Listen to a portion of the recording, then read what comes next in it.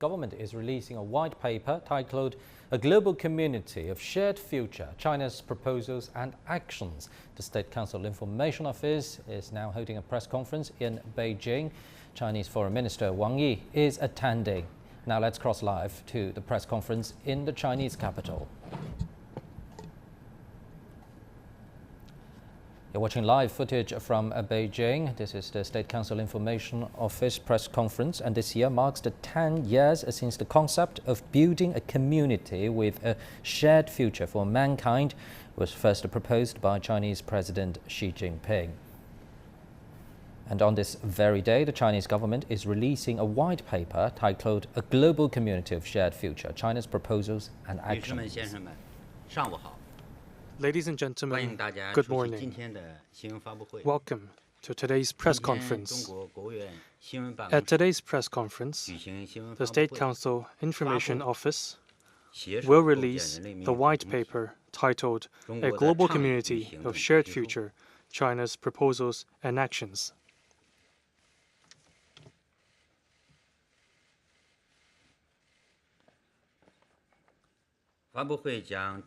This press conference will focus on introducing and illustrating on this white paper. Guided by Xi Jinping thought on socialism with Chinese characteristics for a new era and Xi Jinping thought on diplomacy, the white paper elaborates on the context, substance, pathways, and global significance of building a community with a shared future, presents China's actions and contribution to building such a community, and calls on all countries to champion common values of humanity, join hands to build a community with a shared future, and create a better future. This white paper includes a preface, a main body, and a conclusion. In total, 22,000 words. There are 5 parts in the main body. They are: number 1, humanity at a crossroads. Number 2, an answer to the call of the times and a blueprint for the future. Number 3, deep roots in history and cultural traditions. Number 4, direction and path. Number 5, China's action and contribution. The white paper is released in Chinese, English, French, Russian, German, Spanish, Arabic, and Japanese, in total 8 languages. It is published by People's Press and Foreign Language Press and sold at Xinhua bookstores across the country. To give you a better understanding of the white paper, we have invited Mr. Wang Yi, member of the Political Bureau of the CPC Central Committee and Minister of Foreign Affairs, Mr. Guo Yezhou, Vice Minister of the International Department of the CPC Central Committee, Mr. Cong Liang, Vice Chairman of the National Development and Reform Commission, Mr. Li Qun, Vice Minister of Culture and Tourism, Mr. Zhao Fengtao, Vice Chairman of the China International Development Cooperation Agency. They will brief you on the white paper and take your questions. Now, I give the floor to Mr. Wang Yi. Distinguished guests, dear colleagues, friends,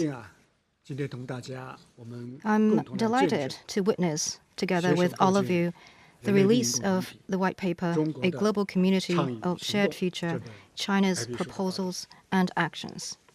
The white paper is an important document that systematically expounds on the theories and practices on building a community with a shared future for mankind. Its release is an important step in implementing Xi Jinping thought on socialism with Chinese characteristics for the new era and Xi Jinping thought on diplomacy. We hope it will help people from across sectors and the international community to better understand the significance of a community with a shared future for mankind and the goals of China's major country diplomacy with Chinese characteristics. Friends, this year marks the 10th anniversary of the vision of building a community with a shared future for mankind put forth by President Xi Jinping 10 years ago. To answer the questions raised by the world, by history and by the times, what has happened to the world and how should we respond, President Xi demonstrated a broad strategic vision, outstanding political wisdom, and a strong sense of responsibility as leader of a major country and a big political party, and creatively put forward the vision. This initiative pointed the right direction for the world at a historical juncture and at a time of changes and turbulence, pulled great consensus for international cooperation. Over the past decade, with the direct planning and personal involvement of President Xi, building a community with a shared future for mankind has been turning from an idea into action and spreading wide across the world. In a transforming world, it stands for what is right, and in the face of challenges and crises, it inspires courage and resolve. The pursuit of this vision has yielded remarkable outcomes, demonstrating the strength of an epoch-making thought. Over the past decade, the vision of building a community with a shared future for mankind has been continually enriched. From state visits to multilateral summits, President Xi has systematically on multiple international occasions expounded on this important vision and deepened the world's understanding of it. A well-established theoretical system has been developed. It includes 5 goals for the world as the overall objective, humanity's common values as the pursuit, a new type of international relations as the fundamental pathway, the Belt and Road Cooperation as the platform, the Global Development Initiative, the Global Security Initiative, and the Global Civilization Initiative as important underpinnings. Over the past decade, the practice of building a community with a shared future for mankind has borne fruitful outcomes at bilateral and regional, as well as multilateral and global levels. China has built, with dozens of countries and regions, different forms of communities of shared future. The GDI and the GSI have received express support of over 100 countries. The Global Civilization Initiative received a warm response from multiple countries right after it was proposed. In health, climate change, cybersecurity, and other areas where human society faces major challenges, President Xi has put forward China's proposal aiming at building a community with a shared future, providing wisdom and input for properly addressing global challenges and improving global governance. Over the past decade, the vision of building a community with a shared future for mankind has gained wider international consensus. This vision has been written into UNGA resolutions for 6 consecutive years and was included in many multilateral resolutions and declarations, such as those of the SCIO and BRICS. It has won the understanding and support of the international community, in particular, developing countries. More and more countries and people have come to realize that this vision reflects people's call for peace, justice, and progress. It creates the biggest common ground for building a beautiful world and is of great significance for enhancing unity and cooperation among countries to create a better future for mankind. Friends, the past 10 years is a journey of fruition.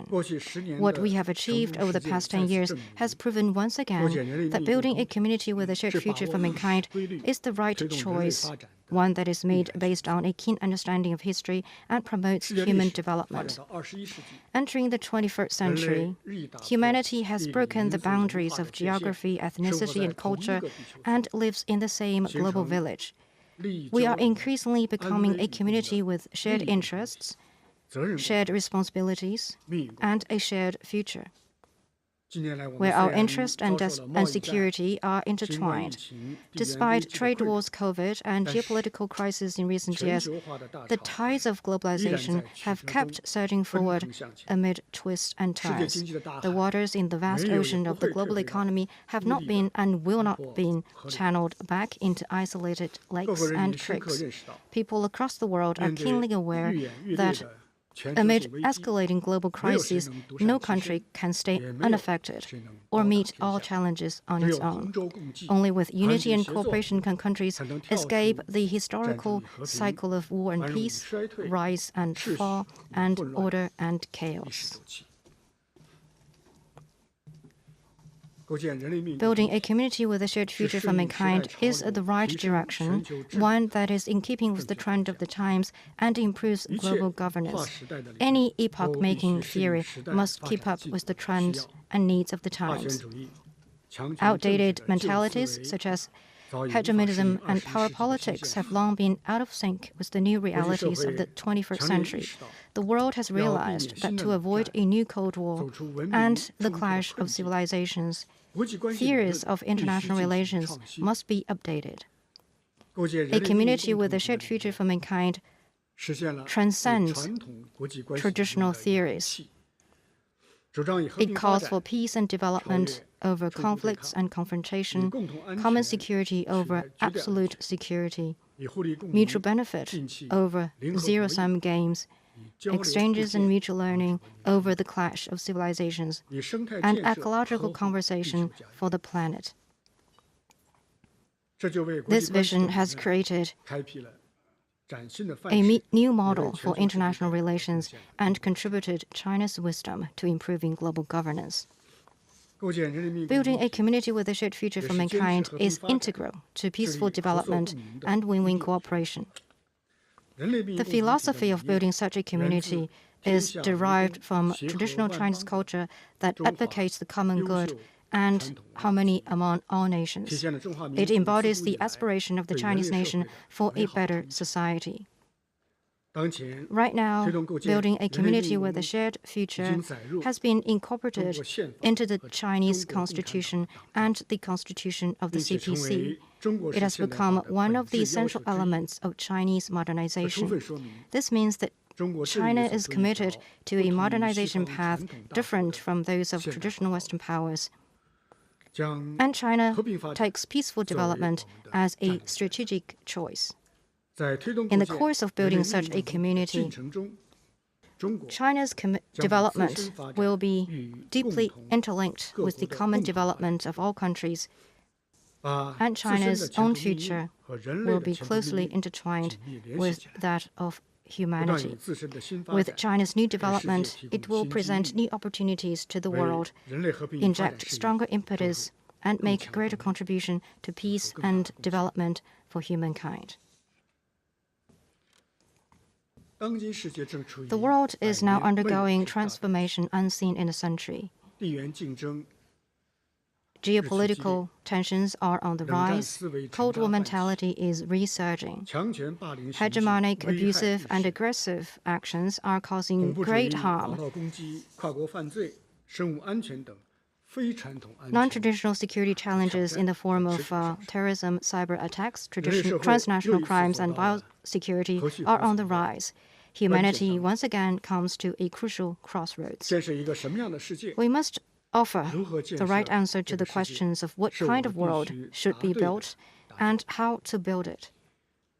The hard lessons of two hot wars and the Cold War should not be forgotten. Bloc confrontation or zero-sum game only lead to a cul-de-sac. The hope of the entire humanity lies in building a community with a shared future. A bright future will not come by without efforts. It can only be created by all of us working together. We need to join hands to bring about enduring peace. The key is to respect sovereignty and territorial integrity of all countries, respect each other's core interests and major concerns, and respect the development paths and social systems independently chosen by all countries. We need to practice true multilateralism and promote greater equality and order in the process toward a multipolar world.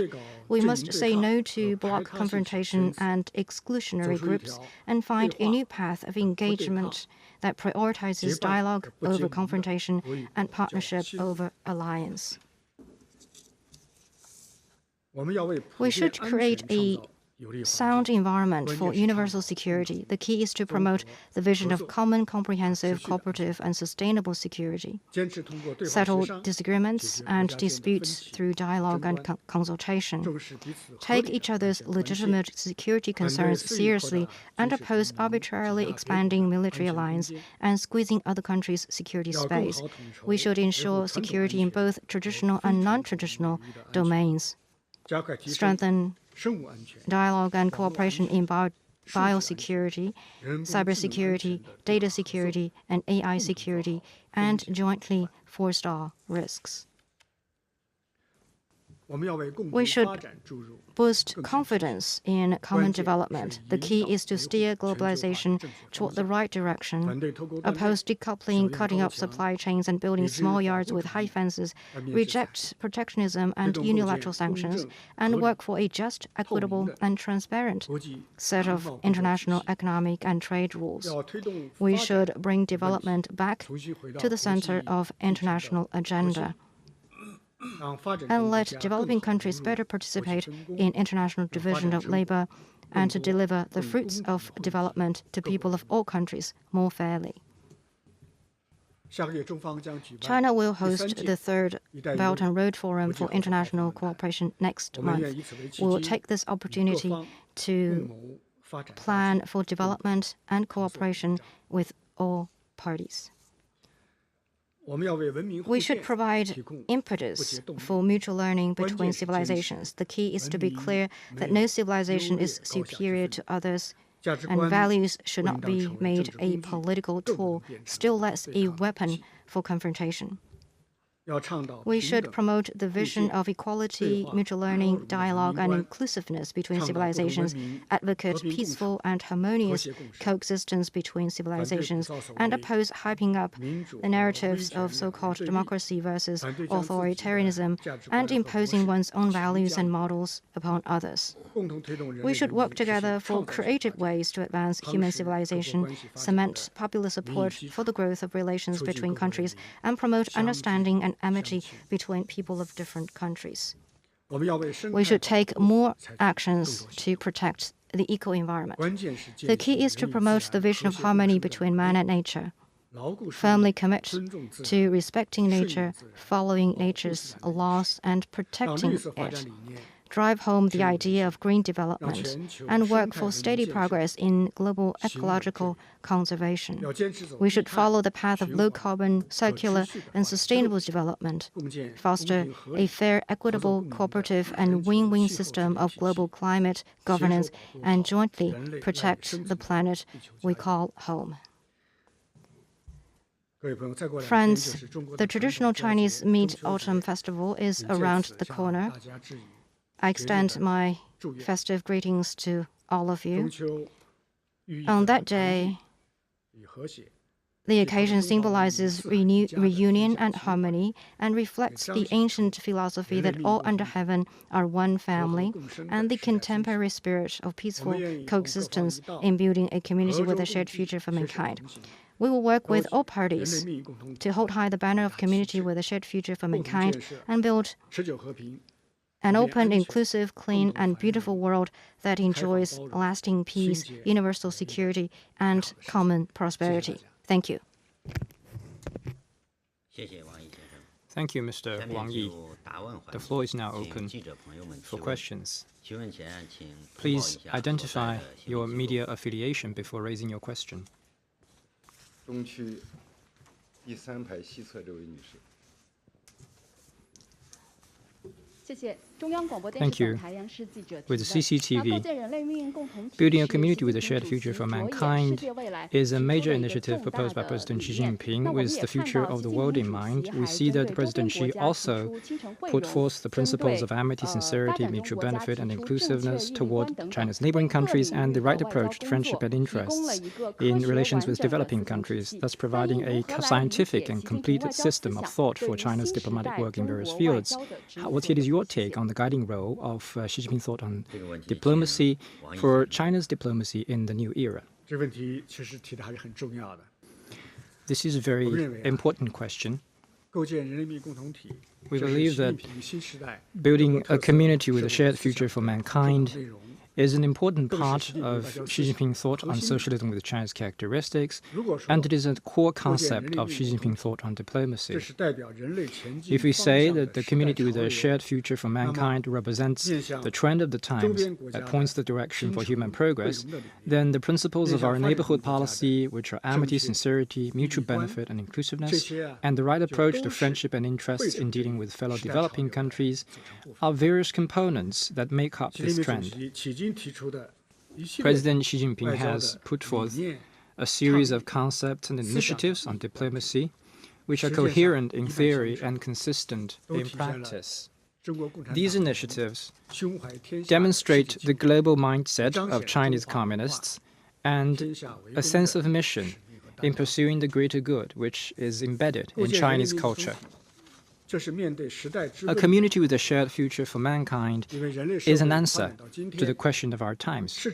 In human society today, our markets have become a world market, history has become world history, and the international community has become a global village.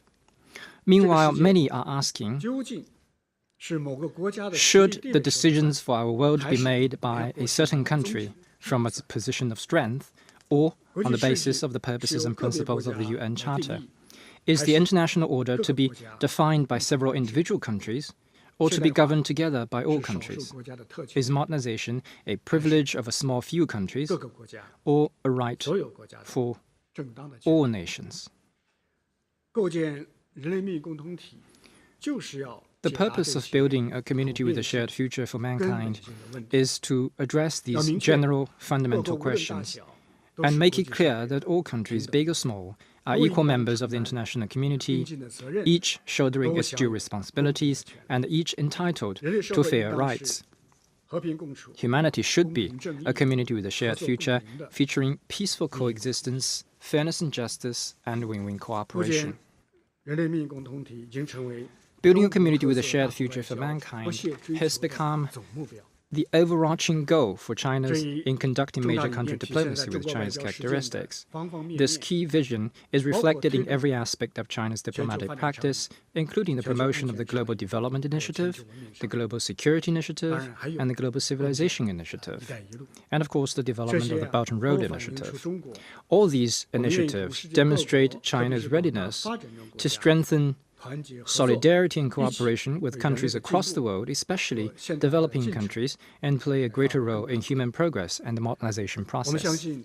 We believe that, guided by the vision of a community with a shared future for mankind, a beacon of light and future, China will make more friends and partners and will make even greater contributions to the world. Thank you. Next question, please.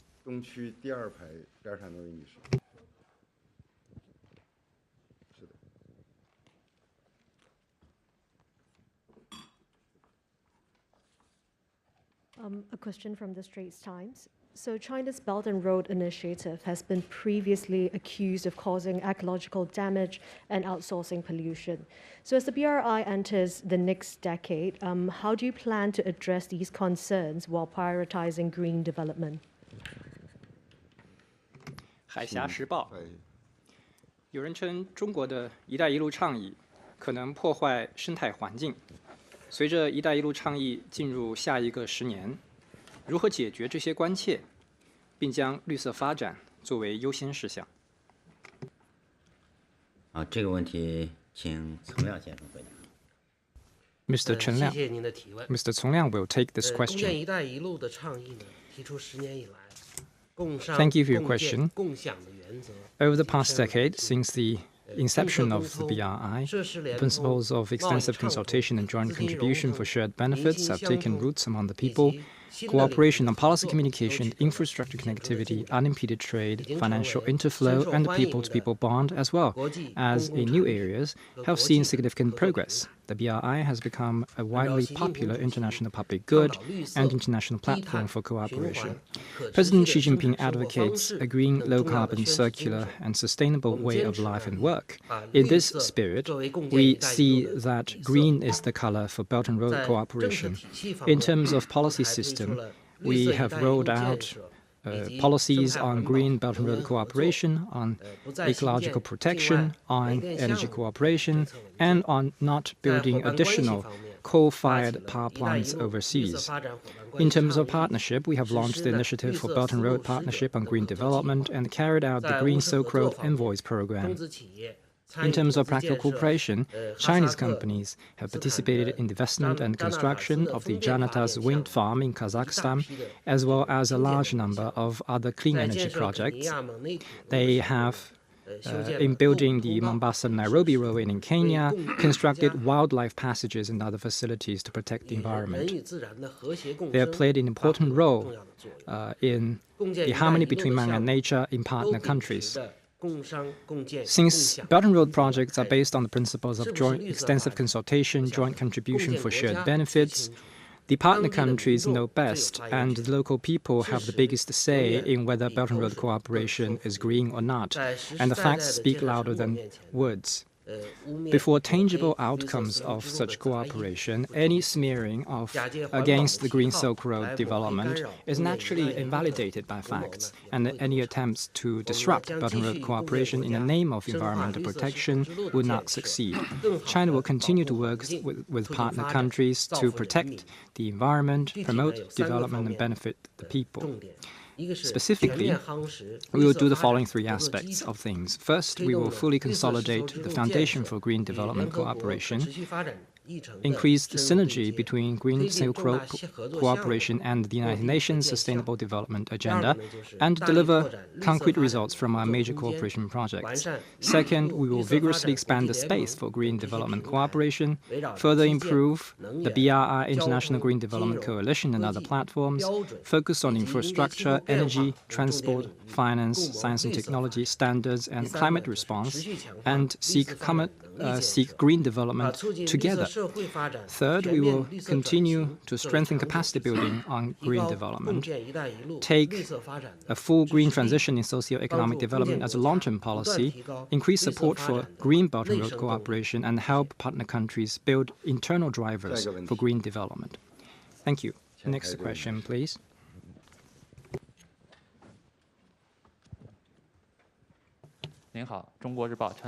With China Daily.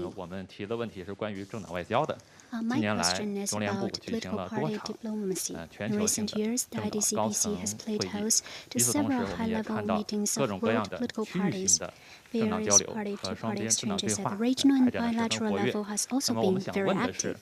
So my question is, what progress has the CPC made in party diplomacy, and how will the party press ahead?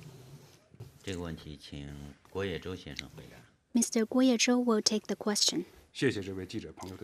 Thank you for the question.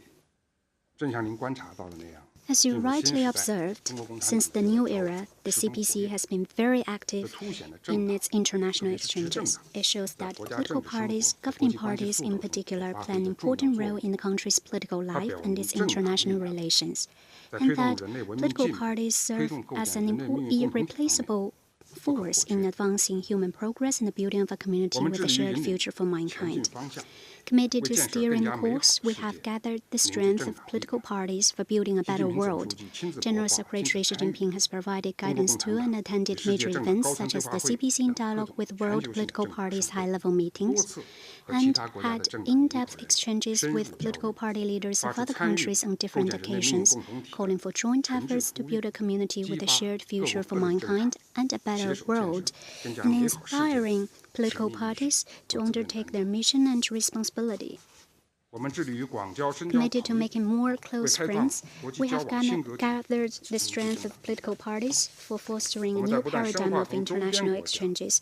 We have deepened relations with political parties in our neighborhood and other developing countries, promoted institutionalized exchanges with those in developed countries, created new cooperation highlights within the existing regional and international frameworks, and pressed ahead with bilateral and multilateral engagement with other political parties. With this, the CPC's network of friends has grown larger than ever. Political party leaders and people of all walks of life have expressed their shared desire to advance human progress and build a community with a shared future for mankind together with us. Committed to practical cooperation, we have gathered the strength of political parties for promoting global development and prosperity.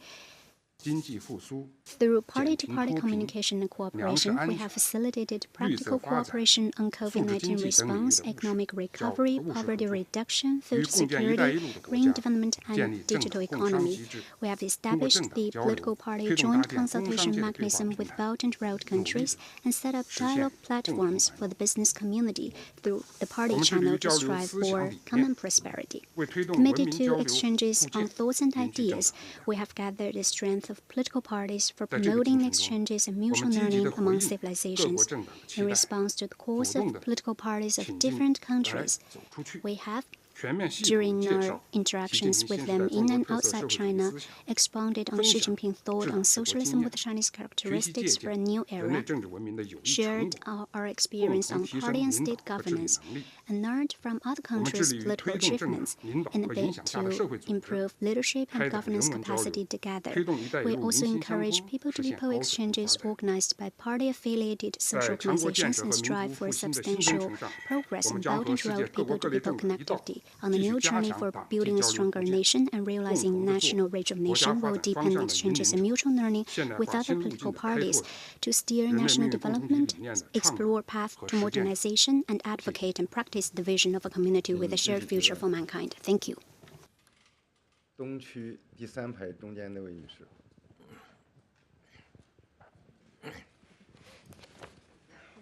Thank you. My name is Claudia Talley. I'm from Papua New Guinea, Postcard newspaper. I'm currently engaged with the CIPCC. So my question is, poverty is an obstacle to global development, and many third world countries' populations are living in poverty still. So what is China's approach to helping alleviate poverty in these countries? Thank you. 谢谢。翻译一下。巴布亚新几内亚信使邮报。 贫穷是全球发展的障碍，许多第三世界国家的人口仍生活在贫困中。中国帮助缓解这些国家贫困的方法是什么？谢谢。这个问题请赵丰涛先生回答。Mr. Zhao Fengtao will take this question. 谢谢记者朋友。 Thank you very 消除 much. 贫困是人类的 Ending poverty is a shared dream of all humanity. It is also the #1 goal of the UN 2030 Agenda for Sustainable Development. President Xi Jinping pays close attention to the global campaign to end poverty. In the Global Development Initiative, the GDI, proposed by China, poverty alleviation tops the 8 priority areas. China has all along been pursuing its own development while contributing to common development globally. It has been advocating for, promoting, and contributing to global poverty reduction efforts. We have worked primarily on 4 fronts. First, we have carried out livelihood improvement demonstration programs to share experience on poverty reduction. China has helped other developing countries deliver over 6,000 projects to improve livelihood and enhance the region's capacity for sustainable development. For instance, hybrid rice technology was introduced to around 70 countries across 5 continents. Juncao, or mushroom farming technology, is applied in more than 100 countries. Demonstration centers on agricultural technology were up and running in over 30 countries. Poverty reduction demonstration programs have made impoverished rural areas better off. Second, we have helped build transportation infrastructure to facilitate poverty reduction. An important experience we learned is that convenient transportation preludes economic prosperity. A priority of Belt and Road Initiative is to strengthen connectivity and drive socio-economic development. In the past decade, the BRI has spurred close to $1 trillion of investment, helping to lift 40 million people out of poverty. Just to give you a few examples, the China-Pakistan Economic Corridor made considerable progress. Ethiopia now has an expressway, the first of its kind in East Africa. A cross-sea bridge in the Maldives has made transportation so much easier, meeting long-held wish of the local population. Third, we have pooled resources to advance poverty reduction through development. President Xi Jinping proposed the GDI and announced to develop a Global Development and South-South Cooperation Fund, under which $4 billion are committed. Under the GDI, China has signed MOUs with financial institutions offering special funds to the tunes of over $10 billion. China establishes a GDI project pool that currently includes more than 200 projects. All these are injecting strong impetus into global poverty reduction. Fourth, we have shared governance experience and facilitated poverty reduction through know-how sharing. We believe that sharing know-how will better enable development. We share experience on poverty reduction and Chinese modernization with other developing countries through training programs or think tank exchanges. We have helped train over 20 million professionals from more than 160 countries in this regard. In particular, we make use of the Luban workshops for vocational skills development and helped train a large number of skilled workers in more than 20 countries. We do understand that China only thrives when the world prospers, and that the world will be better off when China develops. China will increase input into global development cooperation, accelerate efforts to implement the 2030 Agenda, and make new contributions to building a community with a shared future for mankind. Thank you.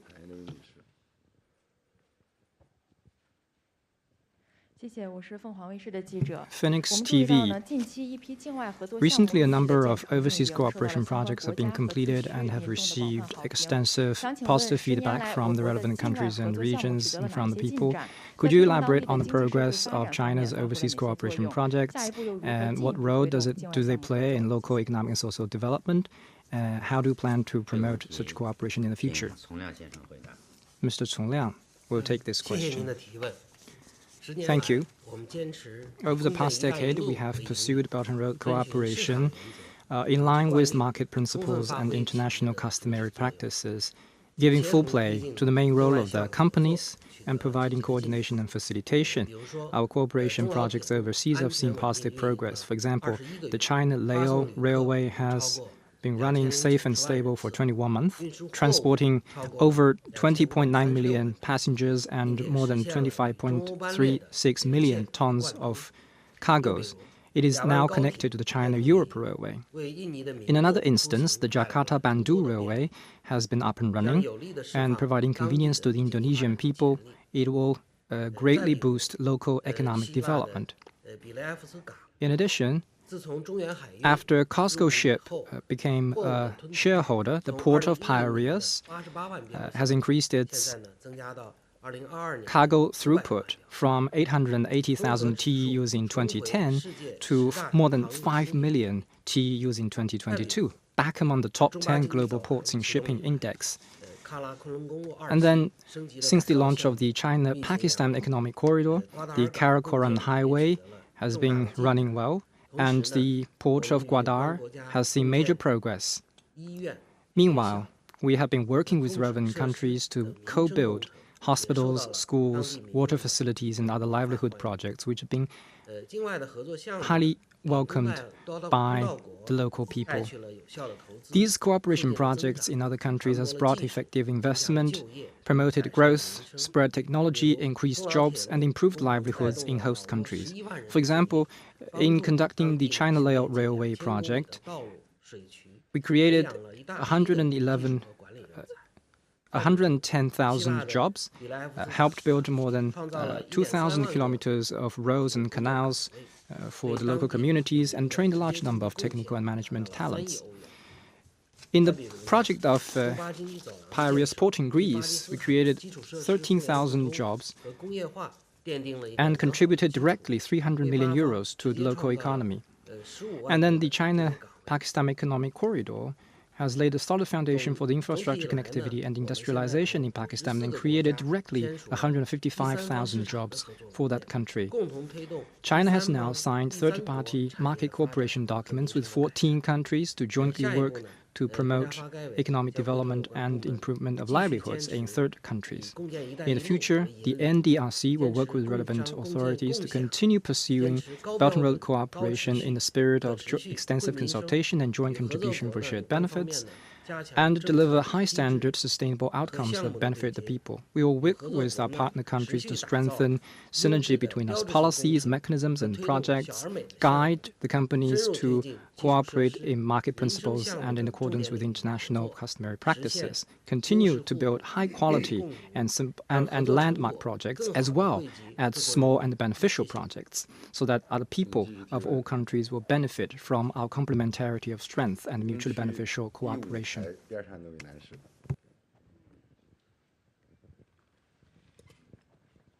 Good morning, sir. Thank you.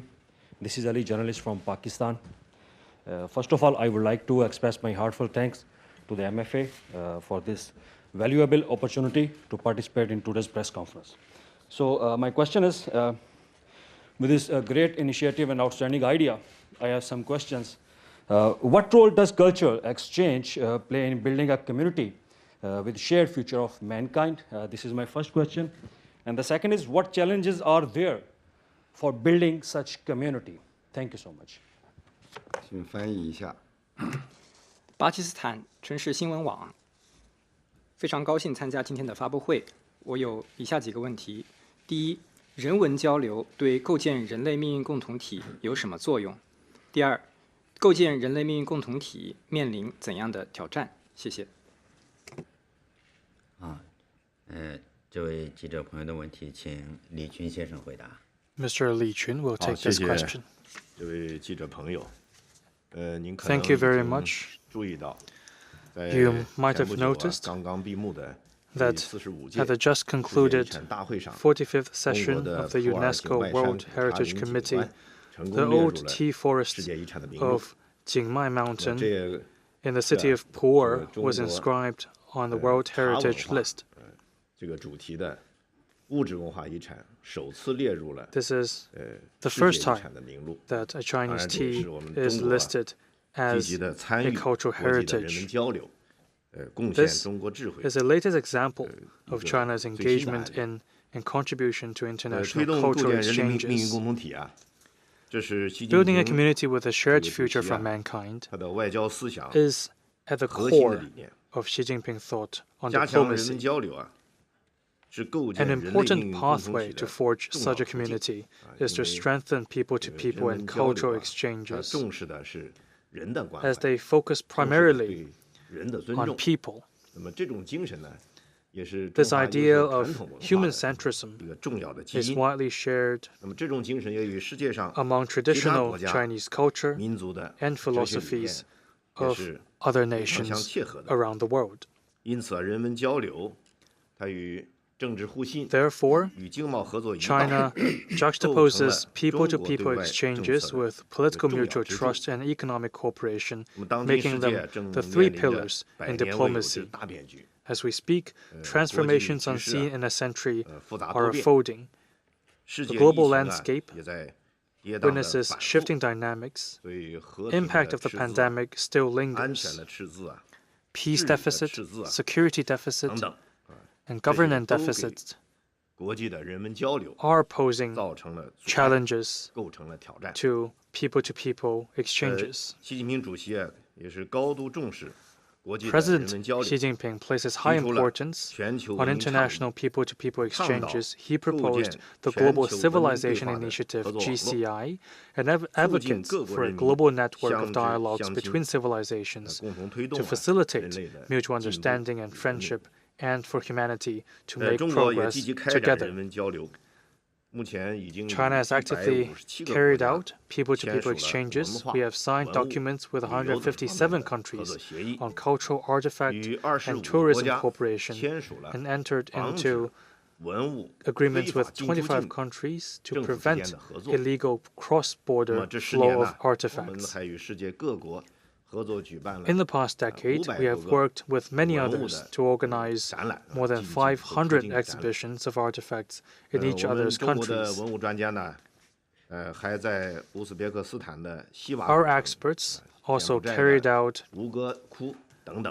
cultural relic protection and restoration projects in 11 cultural sites across 6 countries, including in Uzbekistan and Cambodia. We conducted 44 joint archaeology programs with 24 countries and brought back more than 1,800 pieces of lost artifacts. We joined others to establish the Asian Cultural Heritage Alliance and set up a relevant fund.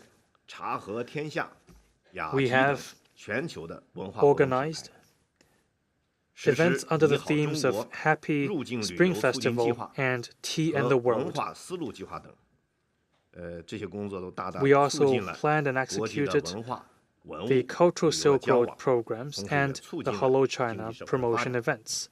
All these have helped promote cooperation on culture and tourism and boosted economic and social development. The Chinese civilization is characterized by continuity, ingenuity, unity, inclusiveness, and a pursuit of peace.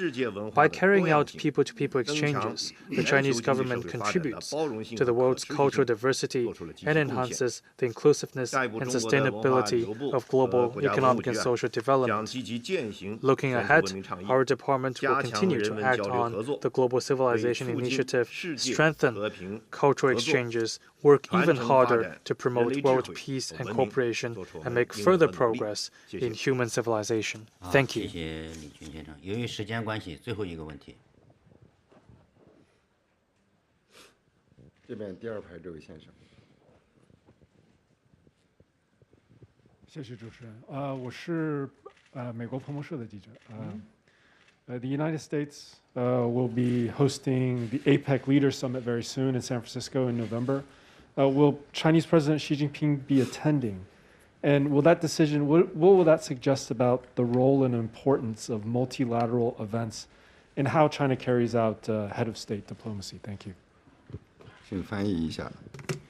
彭博新闻社记者，美国将于11月举办亚太经合组织第13次领导人非正式会议，习近平主席是否会出席会议？中方在开展元首外交的过程中，如何看待多边外交的作用？这个问题还是由汪毅先生回答。 Foreign Minister Wang will take this question. China is a responsible country. We are never absent in important multilateral fora to which China is a part. Regarding your question on the attendance to the APEC, we are in communications with relevant parties, and we will make announcements in due time. You mentioned multilateral diplomacy. Multilateral diplomacy is an important avenue for China's participation in global governance and to build a community with a shared future for mankind. It is also an important platform for head of state diplomacy. President Xi Jinping places high importance on multilateral diplomacy. China is playing an increasingly bigger role in global governance. Our attitude on global governance, to put it simply, is to advocate and practice true multilateralism. Because we believe that to build a community with a shared future for mankind, we must oppose all forms of unilateralism, bloc confrontation, and power politics. We must firmly uphold the authority and status of the United Nations and firmly commit to the vision of global governance, featuring extensive consultation, joint contribution for shared benefit. Global affairs must be decided and discussed by all, and the fruit of global governance should be shared by all. APEC is a mechanism for economic cooperation in the Asia-Pacific with the highest level of participation, the widest scope, and the biggest impact. The 13th APEC Economic Leaders Meeting coming up toward the end of the year should be a big platform to promote cooperation and not an arena for confrontation. As the largest developing country in the world and an important member of APEC, China stands ready to, as the world would expect, play a constructive role for the success of APEC meeting this year. At the same time, as other parties, we also hope that the United States can be conscious of its responsibility as the host, show openness, fairness, inclusiveness, and sense of responsibility as it is expected, and create more favorable conditions for a smooth APEC meeting. Thank you. Thank you, Mr. Wang. Thank you all. This concludes today's press conference. Thank you. There was a press conference held by China's State Council Information Office releasing a white paper titled A Global Community of a Shared Future, China's Proposals and Actions, as officials described at this press conference. This document is also marking a crucial occasion. That's 10 years of the very proposal of this idea was put forward by Chinese President Xi Jinping. Now, for more insight, we're joined in the studio by Mr. Victor Gao, Chair Professor at Suzhou University. Well, Professor, let's go back to the very origin of this idea, building a global community of a shared future for mankind. 10 years ago, Chinese President Xi Jinping proposed it, and according to Chinese Foreign Minister Wang Yi, this is in direct answer to this crucial question: where is mankind heading? Now, 10 years on, what do you make of China's answer?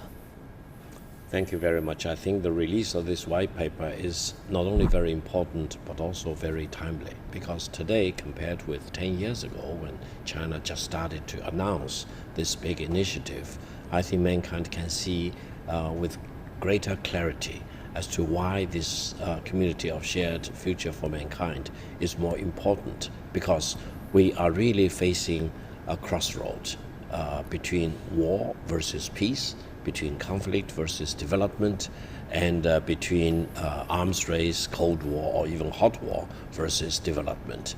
And I think 10 years ago, people were already asking as to why China raised this big initiative. But now, 10 years later, and time really flies in a big flash, it is much more important, much more urgent, because this is exactly the major questions facing mankind. And I think this white paper really outlines what China thinks about this major initiative. It not only reflects the achievements over the past 10 years, but more importantly, it projects into the next 10 years and beyond as to how everyone involved, all countries in the world, should really unite to make efforts to achieve this community of shared future for mankind. Well, I noticed that you just mentioned several challenges faced by mankind.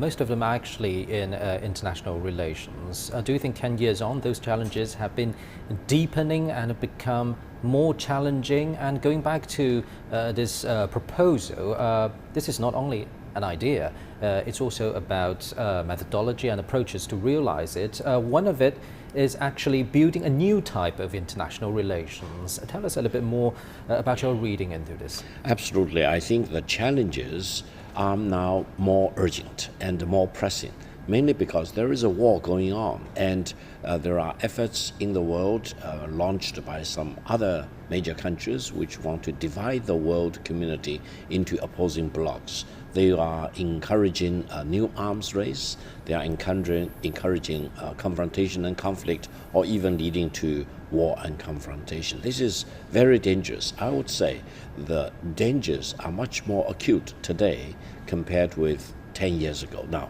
this proposal, as China announced, initiated by President Xi Jinping, has increasingly important and well-defined elements. For example, SDI, a global development initiative, global security initiative, and global civilization initiative.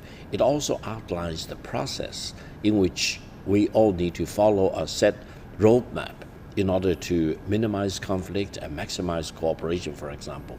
Now, when you talk about the new international relations, for example, I think it becomes, again, much more important and much more pressing because, as I mentioned, there is clear indication that several other countries are really pouring more fuel onto the fire.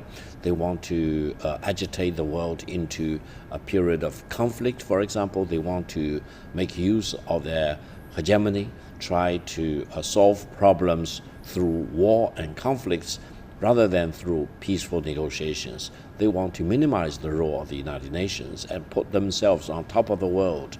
And this is exactly what is opposed by this GSI, GDI, and GCI, for example, as outlined in this proposal for the Community of Shared Future for Mankind. And I think China stands for peace, development, and cooperation, and is opposed to arms race, to the expansion of certain military blocs outside of their original sphere of influence into other regions far away from their original sphere of influence, for example. And China is opposed to any country using their hegemonistic position to try to overlaw the world rather than to live with all the other countries in peace and equality.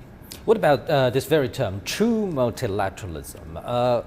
We must note that this is not a term coined by China. Actually, many developing countries in the global south, I believe you noticed this this year as well, in many multilateral occasions, they've been advocating, calling for true multilateralism, especially in solving developmental issues faced by the global south. Tell us a little bit more about the context and the essence of this term.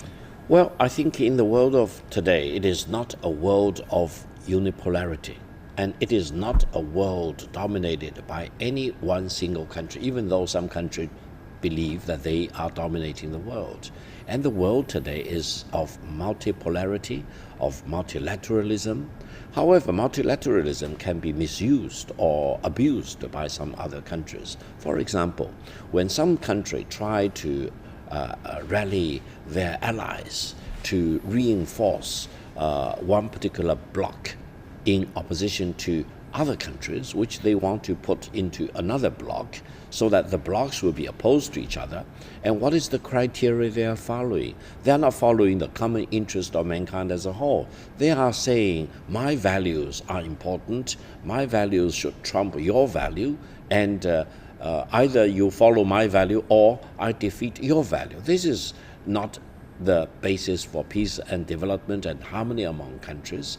And I think if you follow this, it is not multilateralism, even though this one particular country is not working everything in its own capacity or by itself. It is rallying many countries, up to about 30 countries in total, try to become a bloc opposed to the rest of the world. They forget that in the world of today, there are more than 200 countries, and each country, big or small, is equal to everyone else. This is the beauty of the United Nations, because in the General Assembly of the United Nations, all countries are equal, and no one should really allow any particular country, big country, or which it believes it's a top dog in the world, try to bully all the other countries. Therefore, I think we need to promote not only multilateralism, but true multilateralism, meaning every country should be treated equal, and no one should flaunt its values as if my values